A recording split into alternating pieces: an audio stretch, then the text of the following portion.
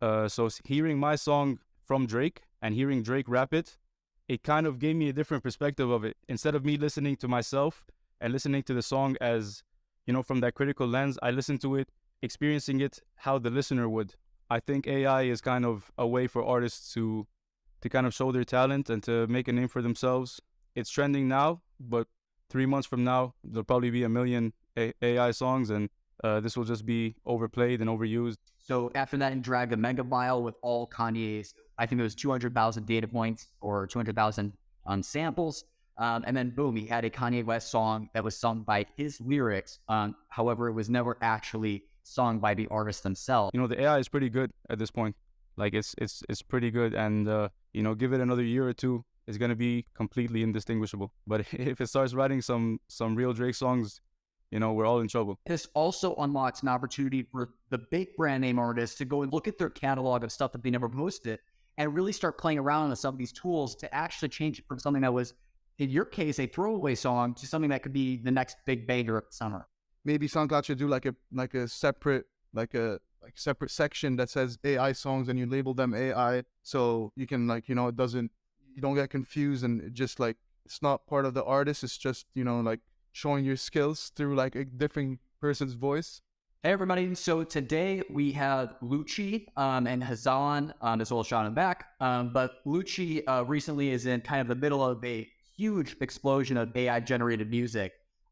Today we have the pleasure of talking about his new version a new song that he dropped called Winter's Cold that has really made the rounds around social media, Twitter, TikTok, Instagram. We're going to get into all that, plus kind of his backstory, how he got into the industry, as well as what the process was for him to even come up with the idea, then produce it. We have a couple of people also joining us to kind of give a little bit more info on that, like Hassan for the mixing. And I think that without further ado, I'd really just like to get straight into it. So Lucci, quick question. Who are you? And what was the origin story before releasing the AI version of Winter's Cold? First of all, I'd like to thank you for having me on the podcast. So my name is Lucci. I'm a rapper from Lebanon. I grew up in Dubai and moved out to Cali. I actually go to school and I make music as well. So this was kind of how things started.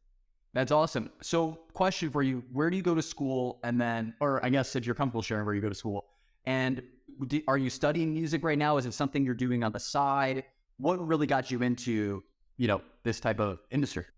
So I actually do go to school. I'm studying engineering, but music was always kind of a side hobby. It started when I was living in Dubai. Actually, when I was 13, I started DJing when I was 13.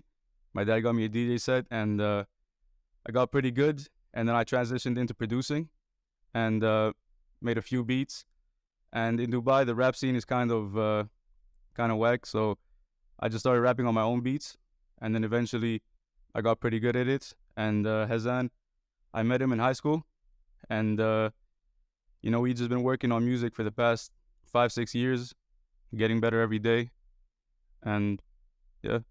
Awesome. And can you kind of walk me through, you've been doing it for 5 or 6 years. What are some of the lessons that you've learned that really helped you to kind of understand, well, wait, there's a moment with AI, right? Especially for the music scene.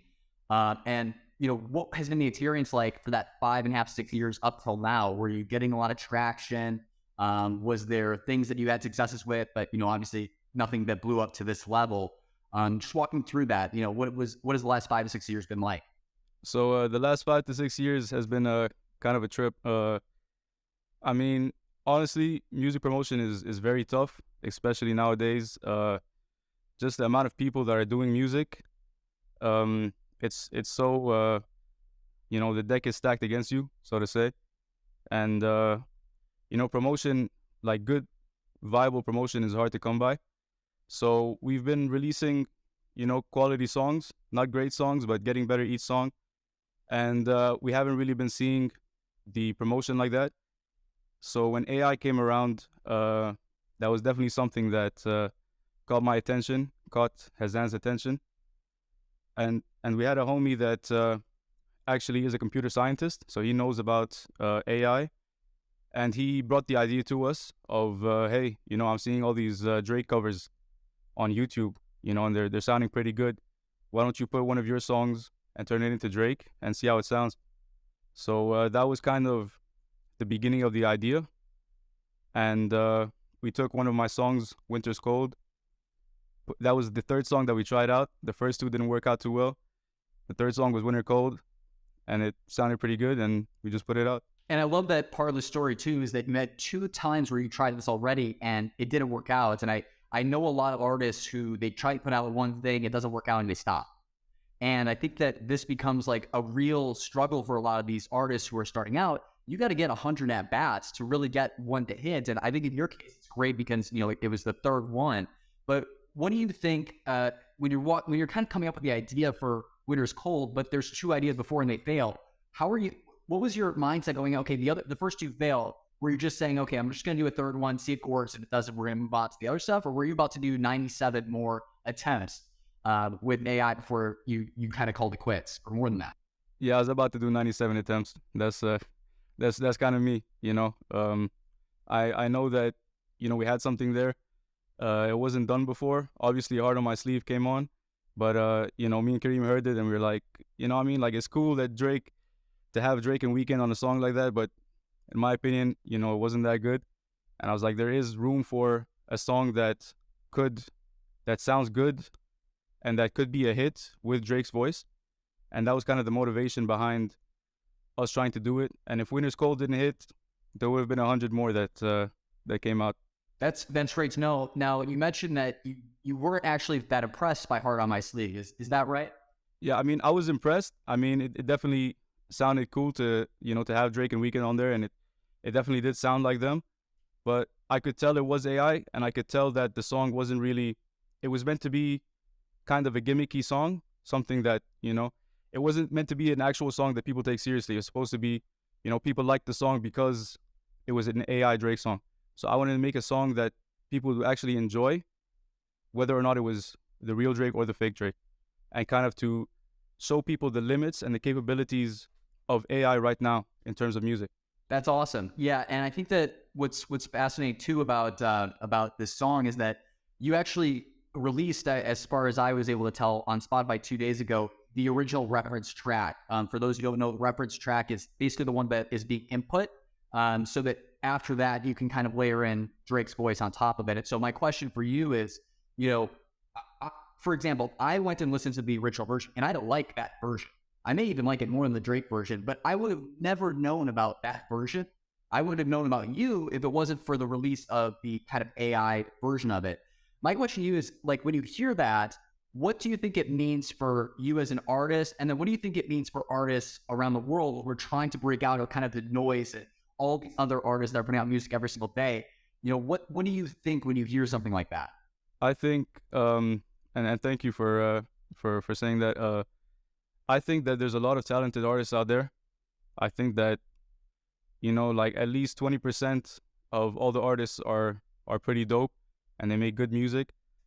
But at this point, the game is so saturated and it's so controlled by the labels that, it's about who you know, and it's about people that, promotion is it's being gatekept, and it's guarded by these group of individuals, the labels.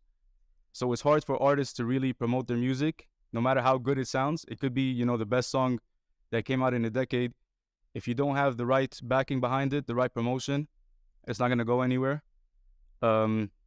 So I think for me, if I got a lot of comments saying that, if I just put out the song without Drake, just, put it out as my own song, it would have went crazy and it would have popped off. But I don't believe that. I think that, people they're so familiar with Drake as a brand and a name that they stop what they're doing to hear a new song from him, So that power of the brand and the name translates into music and into streams. And I think it was definitely a good way to put my music out there.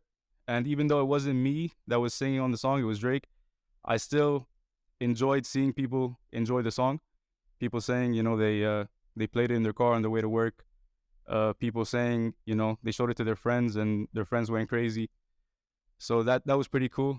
And a pretty cool thing or an interesting thing that I noticed was when I make music and I finish a song, it could be a great song and it could be a song that everybody likes. But when I sit down and I listen to it, being that I'm the one that recorded and mixed it, all I hear is the mistakes, kind of. All I hear is, you know what, I should have, that I should have said that line even harder. I should have, made the melody better on that song. Or, that syllable was kind of messed up. And I think being hypercritical is always a good thing if you're an artist. And that kind of separates you from being a great artist, from a good artist.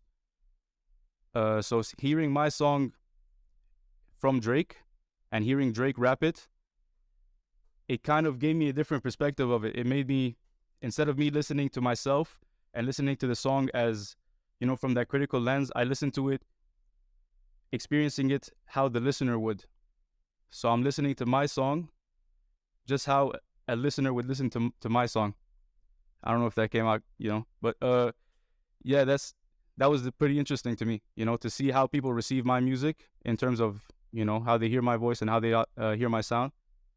I think that's something that's really powerful for artists, to be able to hear their song from a non-critical lens, hear it how the listener would, Yeah, I think you brought up a couple of great points there. And I think that that's fascinating to hear your process, because I'm sure, for example, when I put out content on the different social platforms I put it out on, of course I can see the mistakes right away. And I also know, 2 years later, when I go and look at it, I'm going to see 10 more mistakes than I saw when I posted it, and looked at it the week after, right? And so I think that's a fascinating unlock for a lot of artists, that now they can kind of put it on top of a graph that's already built and see that actually maybe it's not that, the song itself or the mix or the beat is bad. It's that you're listening to it from a hypercritical lens. And to your point, that when you hear it from an artist where, you would never even notice half those things, if not any of those things. So I think that's a really awesome lesson for a lot of artists that are coming up right now. Now, you mentioned that there's a big halt on the distribution and promotion just simply based off record labels, essentially gatekeeping is what I heard. Let me know if I'm incorrect there. What do you think in this age?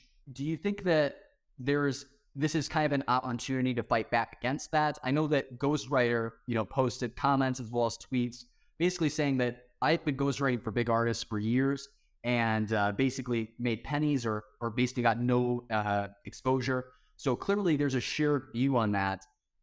Do you think that this is basically putting power back into the independent artists and people who may not necessarily have as much distribution as what these labels can offer for brand names like Drake?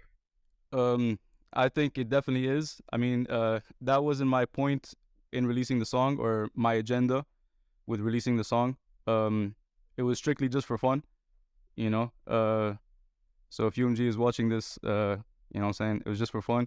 But I think it's definitely something that people are going to use to fight back against the industry, because just like Ghostwriter, I think there's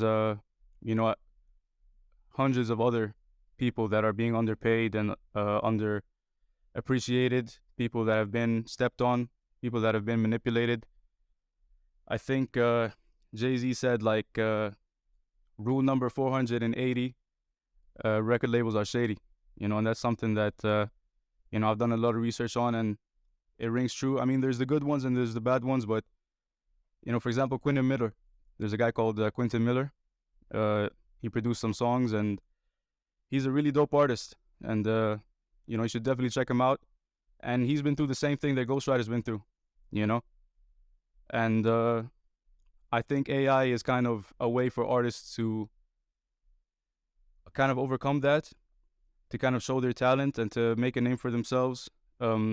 Obviously, it's new, so the rules and regulations are going to change, and it's trending now, but 3 months from now, there'll probably be 1 million AI songs, and this will just be, overplayed and overused, and it's going to be a marketing scheme that doesn't work anymore. So, yeah.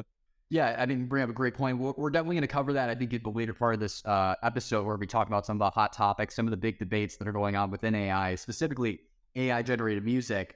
I did want to ask about one minor thing again, just kind of getting your backstory and what you're doing right now before we get into the process. And definitely, I want to hear more about, how you helped to mix it and some of the things that you might have learned that you didn't know. But before we get to that, I saw that on your Instagram in the bio, it says, yes, I made Winter's Cold. And then you tagged at SalXO.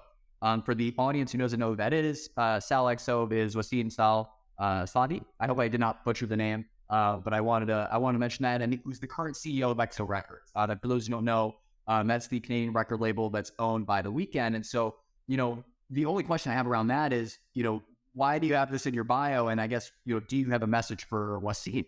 Yeah, Sal, sign me. I'm the best Lebanese artist that's out right now.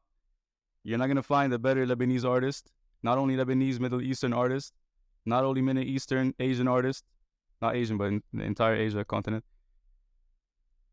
I'm a really good artist. And Sal, I've been trying to reach you for a while. You know what I'm saying? You should sign me. And yeah, I mean, Sal, I'm not affiliated with him. I just, I really respect him. And I've seen his work and I've been following him for a while. And I think that he would be a great manager or a great person to, work with. And I actually changed my bio quite a few times. I put Drake, I tagged Drake in it. I tagged a few other people, but Sal was always there for like the last year. I had at SalXO just in my bio. That's awesome. Yeah. So I think that, and thank you for kind of elaborating on that, but I think we should definitely move over to the process for this. So I'm going to give a little bit of background for the audience. So there's a creator called Roberto Nixon. He's currently building Illuna AI, but he's recently broken down in this past month, what was going on with AI generated music, and he dropped the process for creating a Kanye song. And so just to walk people through it, first he recorded the vocals after making the lyrics. Then he grabbed a random beat from the internet.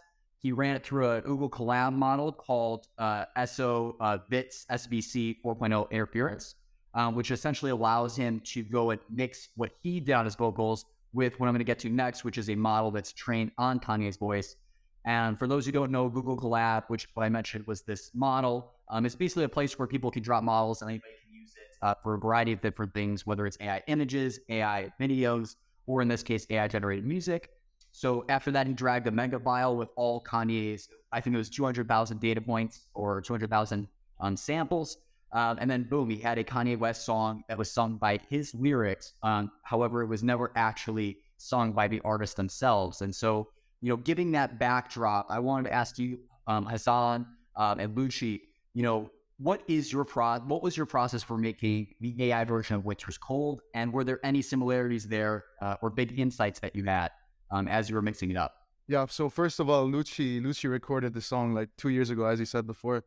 And then like he sent the vocals by themselves, and we think that like delivery is pretty important for like the outcome, like what you're gonna get out of the vocals when it gets converted into like Drake's voice, right?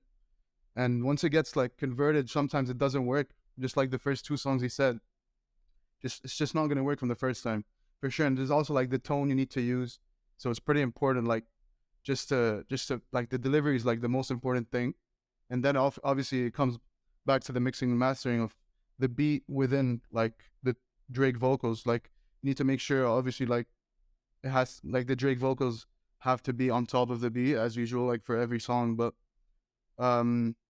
thankfully the AI was actually like, it was a pretty impressive output, so we were able just to mix and master it pretty easily because we've been doing this for like ages now. So it was a pretty easy process, to be fair.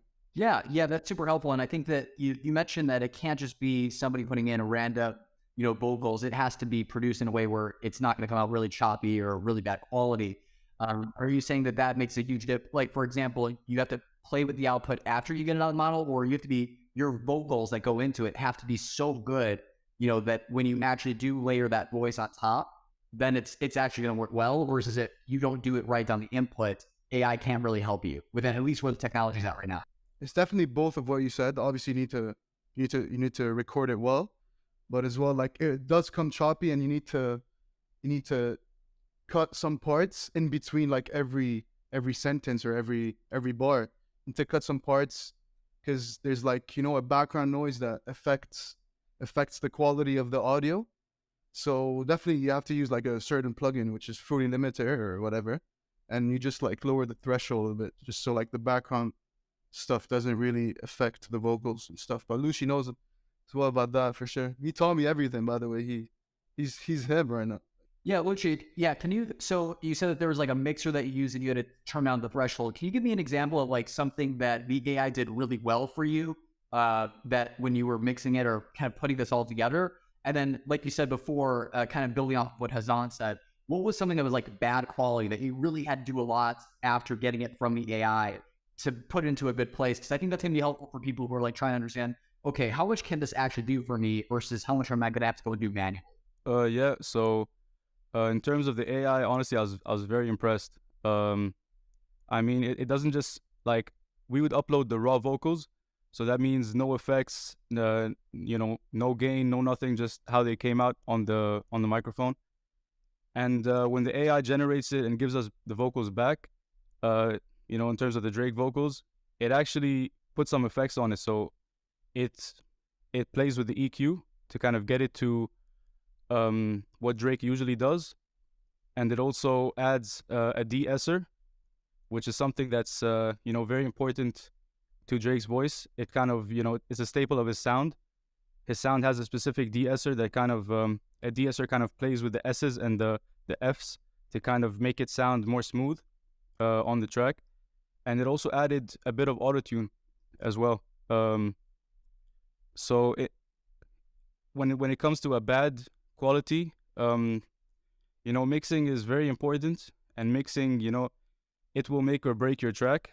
That's, you know, a big tip for young artists. Sometimes they make great songs, but the mix is terrible, and that's why people don't receive it the way they think. People don't receive it the way the artist thinks they will, because the mix is bad. So invest in the mix. But in terms of low quality stuff, sometimes there's no amount of mixing and mastering and manipulation you can do to make a bad quality recording sound good. So that's another thing. Make sure, you know, your audio quality, first your audio quality is best. Limit the background noise, and try to be as articulate as possible. You know, try to get exactly what you want. So, you know, the AI is pretty good at this point. Like it's pretty good, and you know, give it another year or two, it's gonna be completely indistinguishable. You know, and you know, right now it's not writing any songs, but if it starts writing some real Drake songs, you know, we're all in trouble, because, you know, AI is just gonna be writing every song that comes out in 5 years. Yeah, I was going to get to that, and thank you for elaborating on some of the technical portions. I think that one quick question I have is, you know, after you went and put it through the AI, which I'm sure before that you made the song, so that is a certain amount. But after you kind of made your vocals, you already have a song that was made, and then you put it through the model. How much had to be done? How long did it take? And how many steps of the process would you say there was for you to get it from after it's outputted from the model to you press post on Spotify, TikTok, etc.? Yeah. So so first you get the raw vocals, you put it into the algorithm. The algorithm has to run some code. I'm not too familiar with it. My homie did it. He's a computer scientist, and he has his own generated model. So you have to run the code every time you want to upload a vocal, and then you insert the vocal, and the algorithm does its thing, and then you get the vocals back. And then once you get the vocals back, assuming they're good vocals and it's high quality, you put it back into whatever you know, software you're using to produce music. And like I said, it's already kind of mixed, so you don't need to do much to the vocals. You just need to take out some of the bass and play around with the EQ, but just minimal changes. But those minimal changes in the EQ make a huge difference. It's kind of something that, you know, mixing is something that you kind of train yourself to do. It's like you train your ear to kind of hear things that the normal, that the average person doesn't hear when they listen to music. So you play around with the EQ, you kind of get it to sound, get it to sound good, and then you have to make sure that the EQ matches the beat as well, because each EQ is dependent on the beat and the instrumental. and then you add a compressor. So you lower the threshold. You raise the gain to whatever it needs to be. That's important. Like that's really important though. Like that's a make or break, as you said. It has to be perfect because the beat, the vocals need to sit, and that's what makes it sound also like less AI sounding than other songs too as well, especially the EQ as well. And also, Dave, if you have any questions about social media, we can definitely answer these because we were also part of that process. So you can definitely like. Oh, I have a lot of questions. I just want to make sure we were going like step by step. And I think that for the audience who, especially people who are artists who are trying to figure this stuff out, like for example, would you say, again, Lucci and Hazan, would you say that that was like a 20-hour process between what you got from the AI and then when you actually press post, or was that like 4 days worth of work? Like what was the outcome? It was fast. Lucci knows that. It was fast. It was fast. I mean, it's fast because like we kind of we've been mixing for so long that it's become second nature to us. So but like let's say an average mixer or someone who's not too familiar with mixing would have to spend a day or two to kind of get it to sound right, because there's a lot of it's pretty simple what we do to it, like what we add and the effects that we do, but it's just getting it precise, getting it like exactly where it needs to be. It's something that you train yourself to do over years, kind of. It's like your ear is almost a muscle when it comes to mixing, and your ear gets evolved so now I can hear a song and I can tell it's not mixed right, and I can just straight up tell it's not mixed right, and it sounds bad to me, but I'll send it to a homie who has never had experience mixing, and he just thinks it sounds normal. He doesn't see any of the flaws, So definitely, it is a long process. For us, we've been doing this for a while, so it's kind of become easier. But yeah, mixing is important. It definitely makes it sound less AI. Yeah. Sorry. Also, like since the time we uploaded the song, like we did the AI song maybe on this last Wednesday, which was like we did we just mixed it last Wednesday.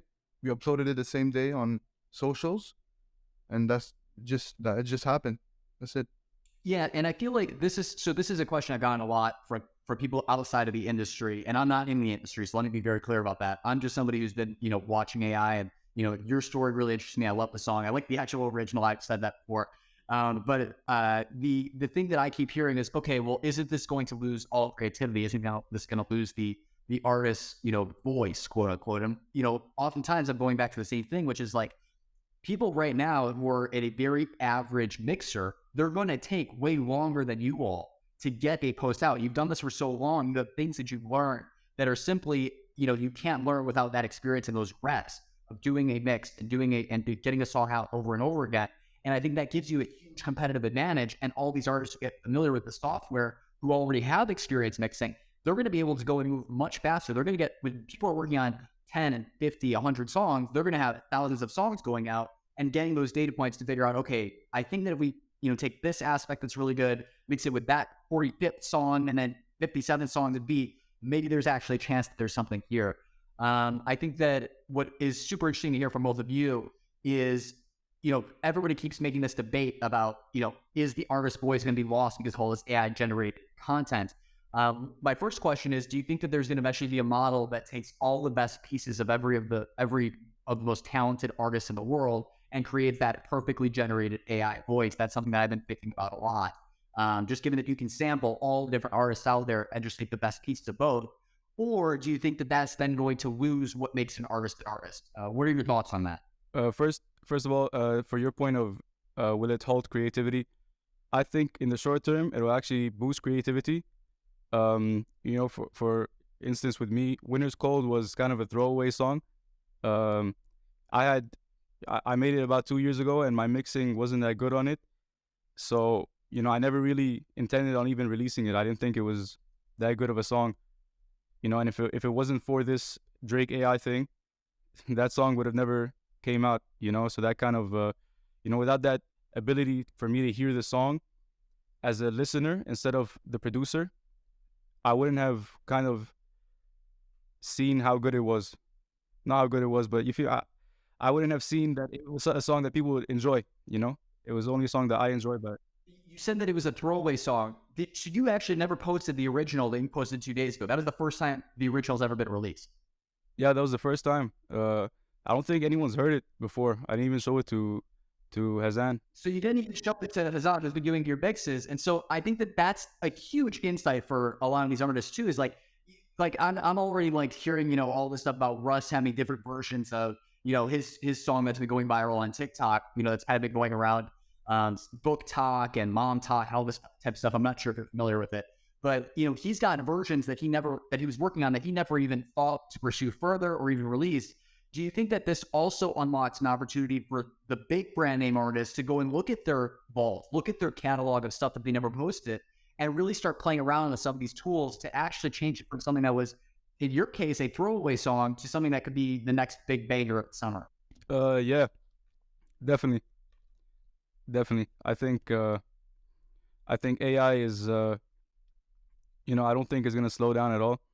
I think it's something, people are saying that some people aren't really invested in it. They think it's not gonna. They treat it the same way they treated VR. Some people that I talk to think it's just another gimmick like VR. But I think this is gonna be something that is gonna be very involved in our lives. It's gonna take away a lot of jobs, and it's gonna create a whole new market for jobs.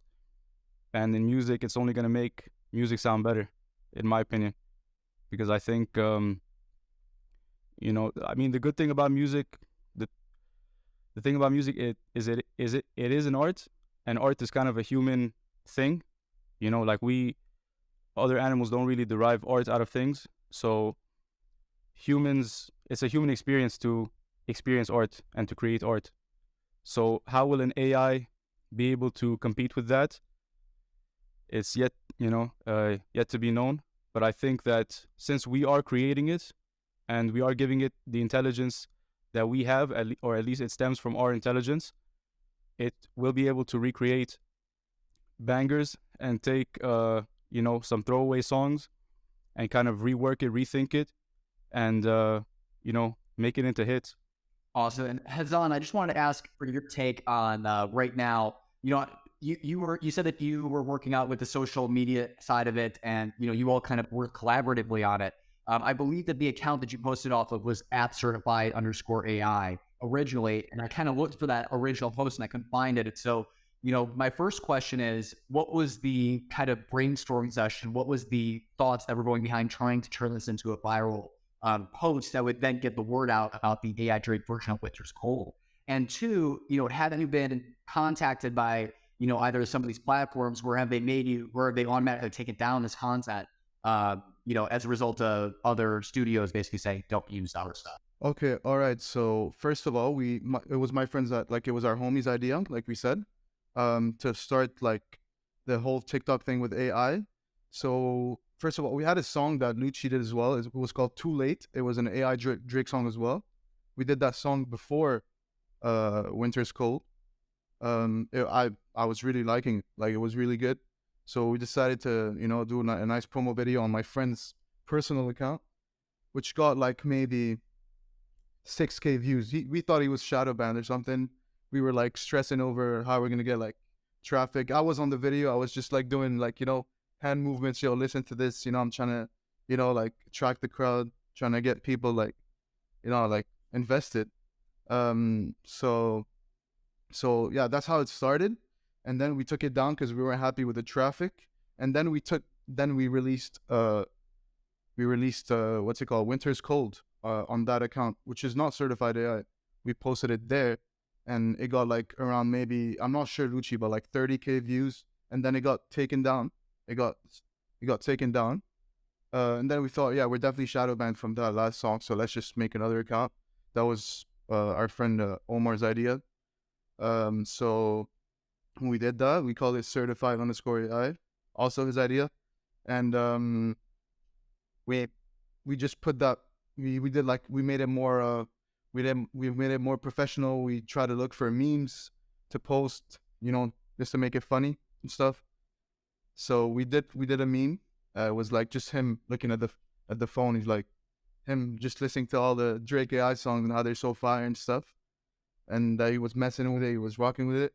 So we posted that video. just like the slideshow on TikTok. And that one just bursted, right? Just went crazy. And yeah, we just thought we were just shadow banned from the last account or something, just something like that. Yeah, if I can add, so our friend Omar, he actually brought the idea to us to do a Drake AI song. Like I said, he's a computer scientist, and he created Certified AI, the page.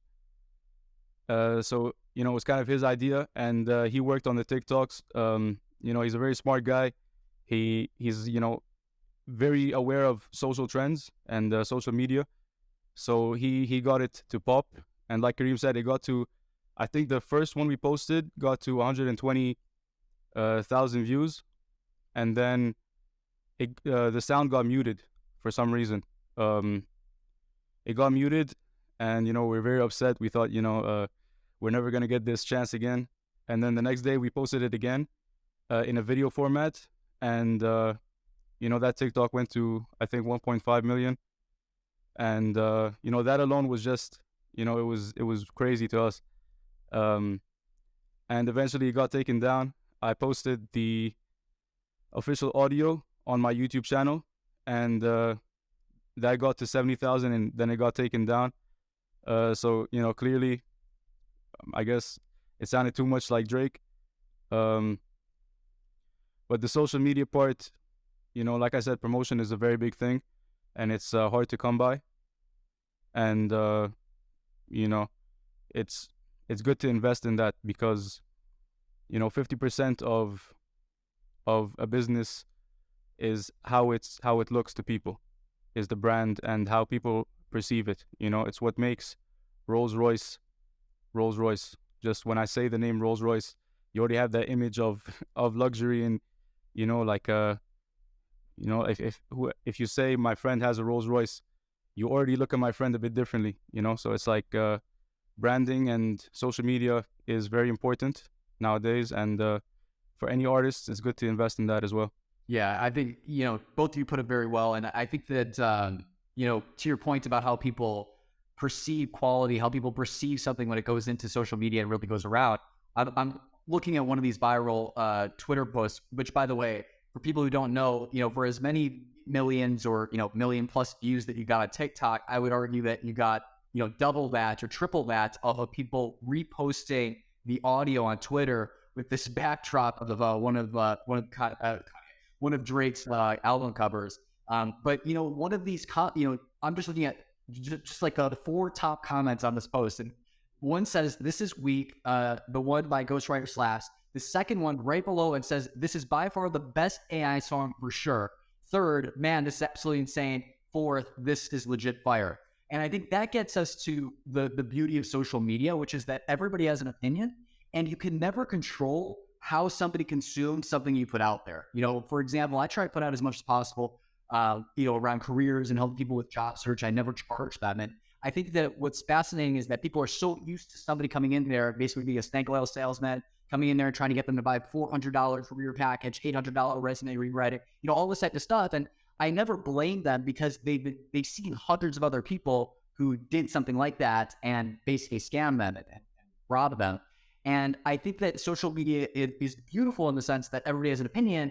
And then it's also, you know, fascinating in that everybody has an opinion and people are going to use, you know, what they've seen before and kind of project that onto you. How have you felt about the response on social media? When you see comments like that, where it's like on totally different planes, 2 completely different, you know, sides of how people react to it. How does that make you feel as somebody who's, you know, kind of had their first hit, right? That's really gone out into the world. I thought it was pretty funny. I thought it was pretty cool.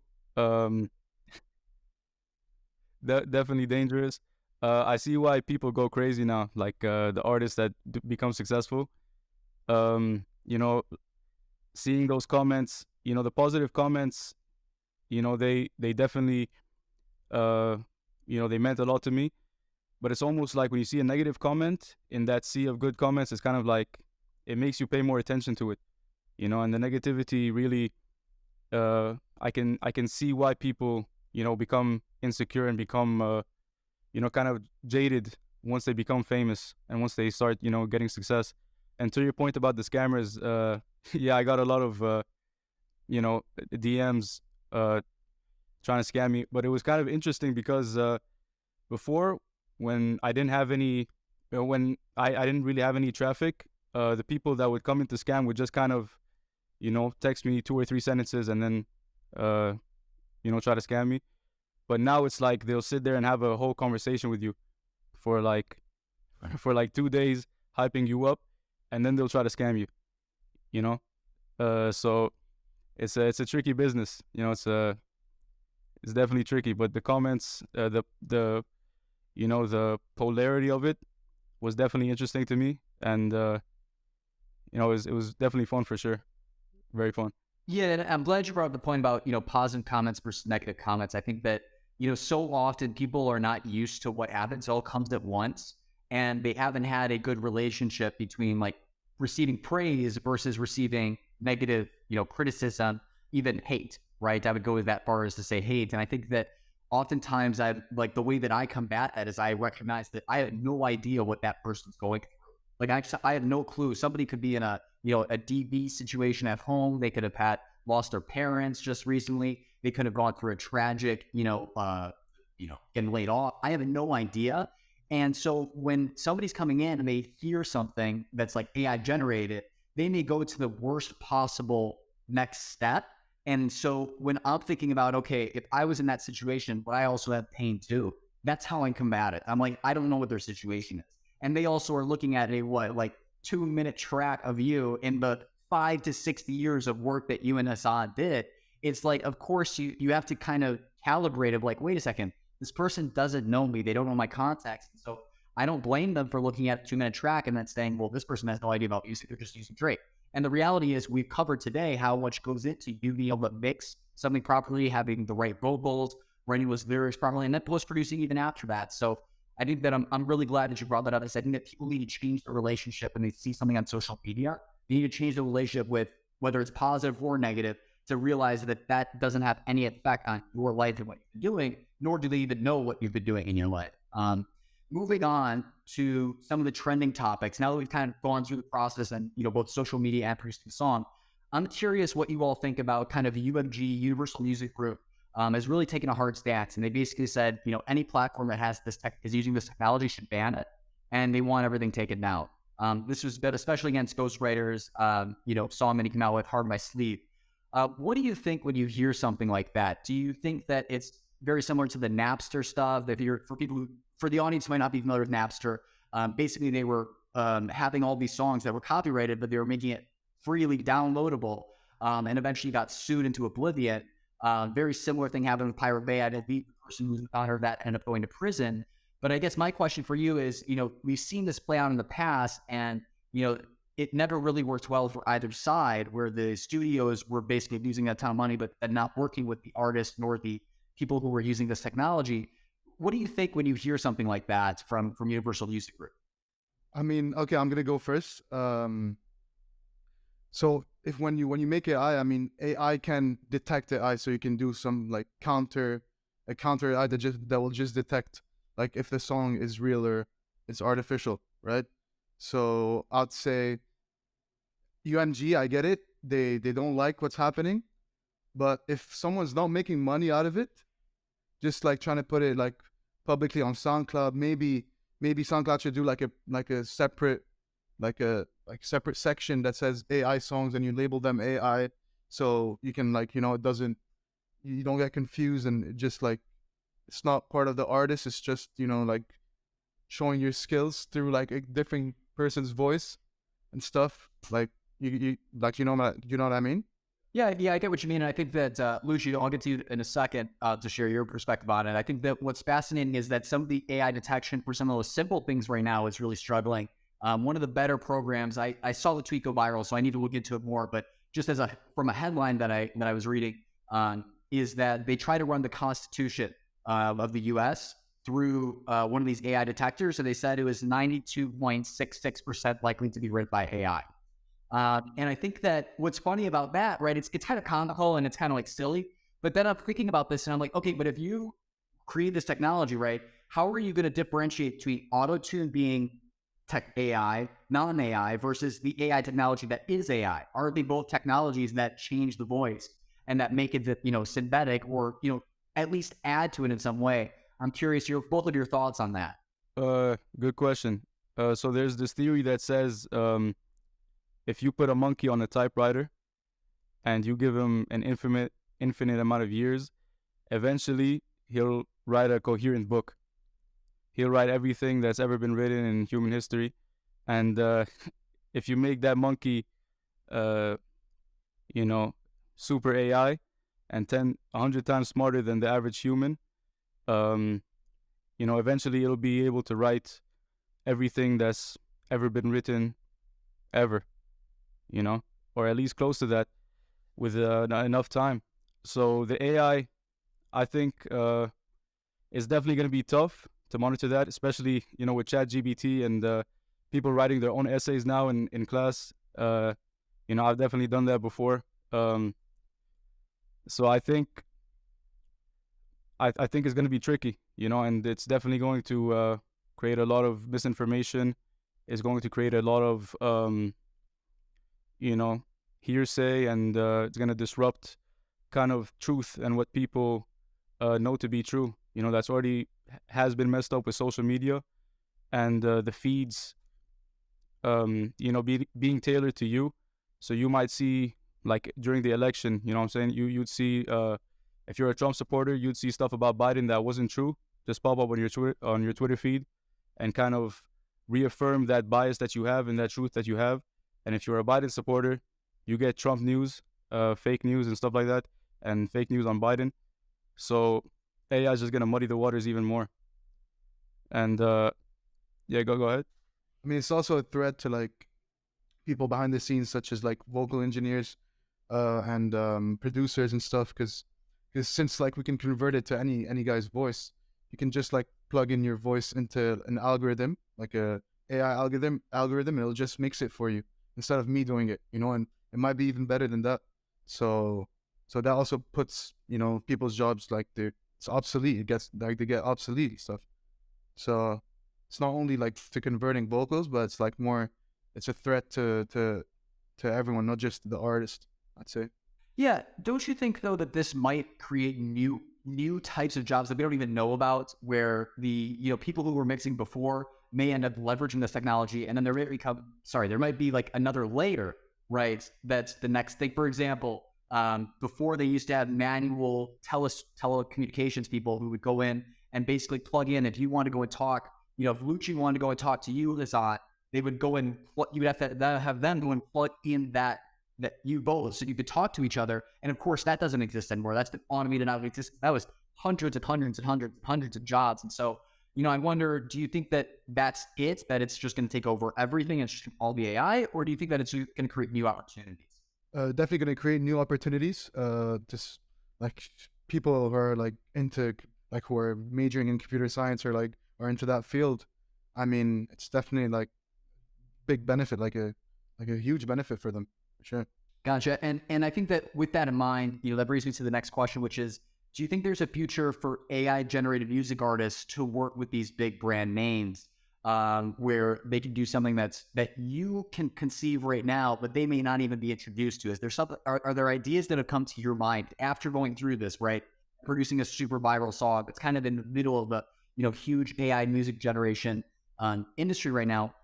Are there ideas that you have right now that you think would be really helpful for the world? That even an artist that might see this, that might be a brand name, do you think that there's something where you see an idea right now that because they're just not familiar with the technology, they don't even know what's possible? I mean, for sure. Sorry, Lucci. Let me just say something real quick.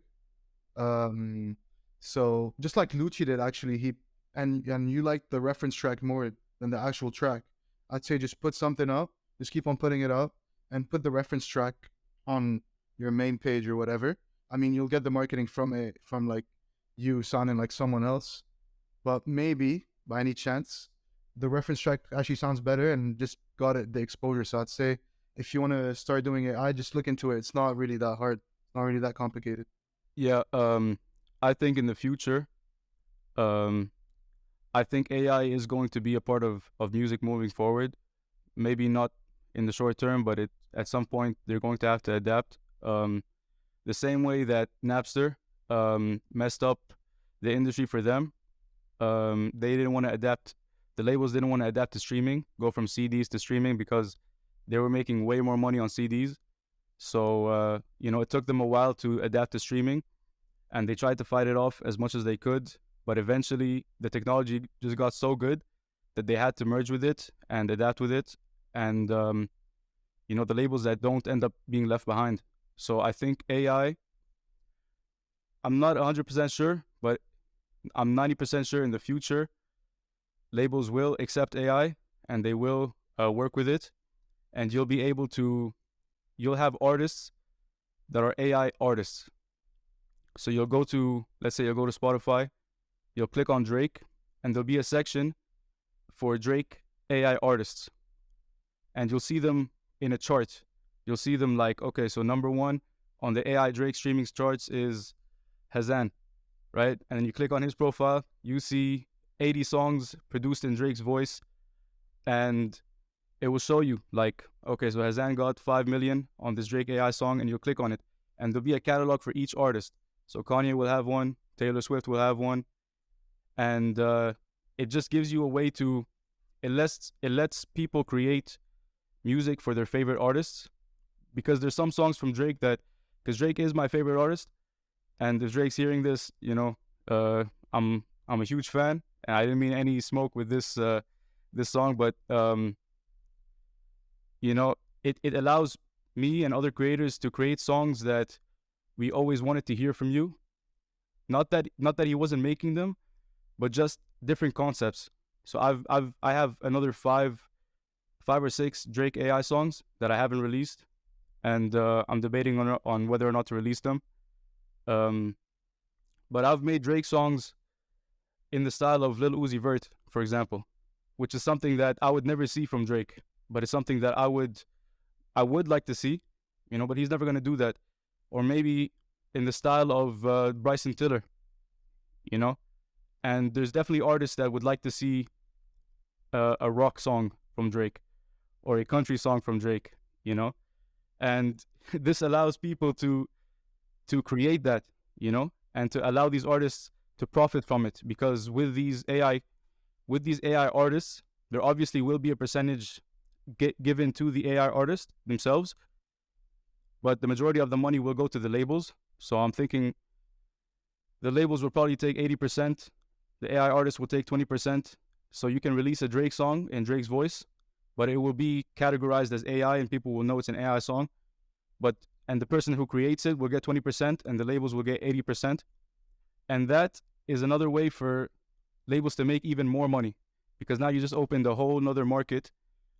And instead of Drake having 600 songs in his catalog, he'll have 10 million songs in his catalog, and you'll never get bored, you'll never have to.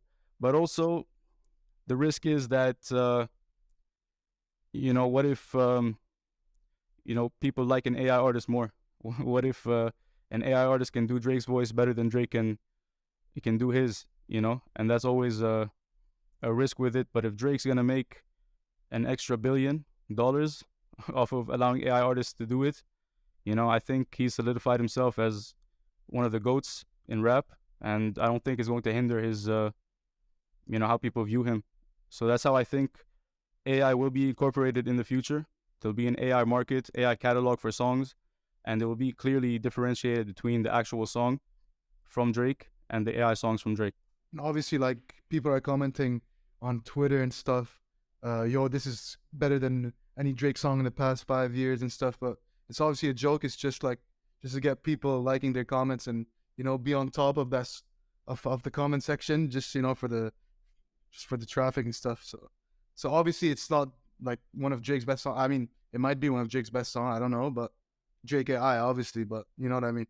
Yeah. And I think that I really appreciate you sharing your perspective about how you think it's going to play out from a business perspective, Lucci, and that Hazan. I also agree that, some people are doing that. Some people do probably actually also believe that it's better, the AI Drake version is better than the actual Drake song. The problem is that it's based off the Drake song, right? So you don't have AI Drake, but not a Drake's voice. But with that said, here was where my head went. when I was thinking about this, because some people might not want to put their stuff out on Spotify, but they do want to go, to your point, Lucci, and create their version of songs that they always wanted, but they never got because Drake's never going to go do it, or whenever your favorite artist is not going to do that type of song. And so I think that where these labels might get to, what might be a really great strategy for them, is simply having a software that they come out with their studio about their artist that allows you to go in and use that voice. And I'm sure it's going to be even better because, of course, they had access to being able to have all the records, all the technology, and actually having the artists themselves. It's almost like no different than we go and use than when we go and use some type of software like Adobe Premiere Pro. We pay a subscription. People, I think, be able to use that subscription to be able to create whatever voice they want. And then to your point on the Spotify version, just to combine your idea, Lucci, people, they're going to get some type of incredibly beneficial split for them. But it gives, on the flip side, an artist the ability to get their voice out there, which then could help them with their own catalog, which they otherwise, to the point I made earlier about like liking your original version, but there was no way I was going to ever find out your, Winter's Cold version without seeing the AI Drake version. And so I think that there's going to be this really nice blend if they go this route, where the artist who's trying to get the promotion and the social media push that they never were able to get because not part of these music studios, they can finally get that, and it really democratizes the ability for you to blow up. What are your thoughts about that? I mean, my friend hit me up yesterday. He said, "Yo, that Winter's Cold Drake AI song by Lucci, that was crazy. That was crazy." And he's like, I searched it up. There's a new software coming up. He subscribed for the beta. He paid a bit of money. I don't know how much, and it's called Cover.ai. I'm not familiar with it, but I tried to search it up. I couldn't find it. But he said like he signed up, and now he's motivated to do it himself. So like best of luck. Best of luck to him. What do you think, Lucci? Yeah, I think it's definitely a win-win for everybody. I think it will definitely, add millions of dollars of revenue for the labels, and like you said, get more artists involved, and also pay the artists that are being used, the voices that are being used, they get paid even more. So I think just, the market cap of the music industry itself will just grow, and everybody, it's just a win-win for everybody. As long as the labels pay the AI artists fairly, which, we'll see about that. Yeah, I like that. And I think that, the way that we'll close this up, I want to hear about like, what are some of your thoughts and plans for next steps? Obviously this blew up. Obviously this is still not regulated anyway, but you mentioned that you got kind of 5 Drake AI songs that you're working on that you haven't posted, and you're really thinking about it. What are both of your feelings on, what you want to do from this point forward? Do you want to continue to do the AI artist stuff? Do you want to do more of your own type of music? Do you want to mix both and kind of what we mentioned before, leverage the exposure to try and get people to discover more of your unique voice? What are the next steps for Lucci? So I actually have another song up right now. It's called 4 a.m. in Santorini, which is like a timestamp thing that Drake does. It's not on SoundCloud, it's not released, but it's on TikTok. I have a snippet of it on TikTok, on actually Lucci. And, I'm just testing it out. I'm not sure if I'm going to drop the rest of the Drake AI songs. At this point, I have an album, and I don't know if I want to release them because I still don't know how UMG feels. I don't know how Drake feels about it. If Drake, if he doesn't like it, I'm not gonna push it. If UMG, I know they're getting pretty serious. They want to crack down on it. That Winter's Cold song was just for fun, and the other songs were just for fun as well. But they sound pretty good as well. So with the AI stuff, I don't plan on, at least for now, I don't plan on doing much with it. I might experiment with it moving forward, but for now, I'll probably just stick to my music, focus on my music. It's this experience has given me the insight on how to, how to promote myself and how to release my music. And it's also helped me mix better because now I kind of get to see a perspective from a listener's perspective. And the plan moving forward is just to, focus on me and Hazan's music and try to, try to grow our brands. I mean, Dave, like you said, you like the reference track more than the original. We're trying to, we're trying to make it happen. Trying to release more, maybe another reference track with 4am and Santorini for Lucci, and like we worked on a lot of songs that we're planning to release as well. But for now, we're focusing on good singles from each of our sides. But for sure, like 4am and Santorini, like that's gonna be a great song. It's gonna be insane, actually. And hopefully in the future, we'll just like use our own voices instead of AI. To be fair. Yeah, that's awesome. I can't wait to see, some of the stuff that comes out of you both, from the AI perspective as well as your own voice. I think that, just to finish it up, when I was getting started in content creation, I was putting out stuff on YouTube. It wasn't getting any views. I mean, it was getting some views. It was really just me trying to get those reps in to understand how to create content and help people with, the resources and my perspective that I could share. And I think what's really great is that TikTok became real training wheels to get it into more of a broader audience. And I think in the case of AI generated music, what's really going to be amazing for artists that are coming up is it's going to be the training wheels that TikTok was for a lot of us content creators coming out of YouTube, was that it's going to allow you to basically see what works and what doesn't, and then be able to get exposure to get your own music out there. Hopefully the studios do start working with some of these, independent artists and smaller artists and really create a system where you all can take advantage of it. And I'm excited for the possibility of that. And I'm really happy. And it's been a pleasure to have both of you on. Really appreciate hearing about the process. Really appreciate hearing about kind of your journey up to this point, posting it, and now what you're going to be doing after. And I can't wait to see all this great, amazing stuff coming out of both of you. Thank you. Yeah, thank you, David. And thank you for having us on.